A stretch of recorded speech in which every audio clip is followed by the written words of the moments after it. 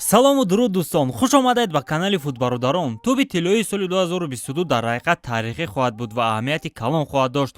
Он метавонад дубора обрӯи нуфузи ҷоизаро дар ҷомеаи футболӣ боло бардорад, зеро ҳодисаҳое ки ду соли охир рух дода истоданд ба обрӯи эътибори он таъсири хело калон гузоштанд. Бисёрион нисбати адолатона баргузор шудани он шубҳаҳо карданд ва ҳамчунин дар маросими ҷоизаспории охир он муноқишаҳои зиёде рух дода буд. ҳатто бо Криштиану Роналду ки тамоман дар маросим иштирок накардааст, ӯ директори нашрияи Франс футболро дар дурӯғгӯӣ муттаҳам кард ва дар ин бора дар инстаграми худ рӯйрост навишта буд. Хулос гапучап ва баҳсҳо атрофи ҷоиза хело бисёр буданд ва туби тиллоӣ хост имсол ба қавли перезагрузка кунад.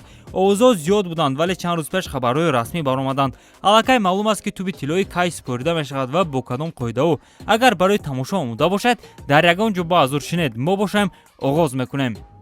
ин видео бо сарпарастии 1x сохта шуд. Регистратсия осон, пур кардани маблағ аз соми гӯшаву канори дунё ва коэффициентҳои баланд, вале муҳимтар аз ҳама бонус $100 дар аввалин пардохт бо промокоди TOUCHFOOT. маълумотҳои зарура дар комментария. ба ҳама муваффақият. аз он шурӯъ мекунем ки қоидаҳои супоридани туби тиллоӣ иваз шуданд ва акнун онро футболбозе ба даст меорад ки беҳтар аз ҳама ҳунарнамоӣ кардааст, на ин ки бо дасташ ғолиби ҷоизаи сершумор шудааст. яъне акнун туби тиллоӣ дар ҳақиқат ҷоиза барои беҳтарин футболбоз шуд, на ин ки ҷоиза барои нафаре ки дасташ беҳтарин буд. умуман аз аввал ҳамин гуна буд, аммо байни мухлисон баҳсҳои зиёде сар мезаданд. мисол соли гузашта бисёриҳо Жоржиньоро фаворити туби тиллоӣ меҳисобиданд ва ин танҳо ба он хотир ки ӯ бо Челси ғолиби Лигаи Чемпионҳо ва бо Италия бошад ғолиби Евро гардид. ӯ на дар Челси ва на дар Италия беҳтарин бозингар набуд. акнун ба чунин бозингарон он қадар аҳамияти ҷиддӣ дода намешаваду танҳо ҳунарнамоии инфиродии онҳо ба назар гирифта хоҳад шуд. ҳамчунин як қоидаи муҳими дигар, акнун туби тиллоӣ аз рӯи натиҷаҳои мавсим супорида мешавад, на ин ки аз рӯи натиҷаи як соли тақвимӣ. яъне имсол дар супоридани туби тиллоӣ натиҷаҳои футболбозон дар ҷоми ҷаҳон ба назар гирифта намешавад. натиҷаҳои он ба туби тиллоии 2023 дахл хоҳанд дошт. аз ин чиз санаи супоридани ҷоиза ҳам шаҳодат медиҳад. чанд рӯз қабл расман маълум шуд ки маросими ҷоизаспории туби тиллоӣ кай баргузор мегардад.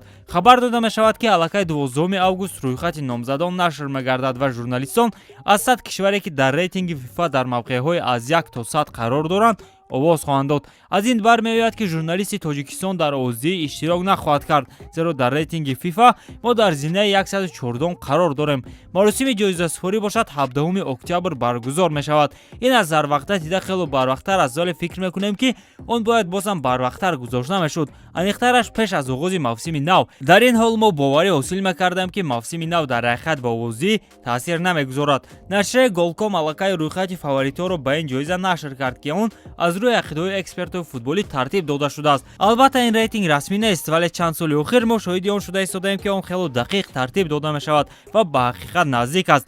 биёед бибинем ки ба 20 гонаи беҳтарин киё дохил шуданд. аз қафо оғоз мекунем. ҷои 20 Рафаэл Леао аз Милан, 19 Рияд Марез аз Манчестер Сити, 18 Родри аз Манчестер Сити, 17 Сон Хинмин аз Тоттенхэм, 16 Вирджил ван Дейк аз Ливерпул, 15 Кристофер Нкунку аз Лейпциг, 14 Тибо Курто аз Реал Мадрид, 13 Тиаго Алькантара аз Ливерпул, 12 Луис Диас аз Ливерпул, 11 Бернардо Силва аз Манчестер Сити, 10 Трент Александр Арнольд аз Ливерпул, 9 Фил Фоден аз Манчестер Сити, 8 Лука Модрич аз Реал Мадрид, 7 Винисиус Ҷуниор аз Реал Мадрид, 6 Кевин Де Брюйне аз Манчестер Сити, 5 Килиан Мбаппе аз ПСЖ, 4 Роберт Левандовски аз Бавария, 3 Муҳаммад Сало аз Ливерпул, 2 Садио Мане аз Ливерпул ва 1 Карим Бензема аз Реал Мадрид. ино ҳастанд топ 20 фаворитҳои туби тиллоӣ, ҳарчанд ки нисбати мавқеи баъзеҳо саволҳо хело зиёданд. ҳамчунин ҷолибаш он аст ки дар чанд соли охир аввалин бор Месси ва Роналду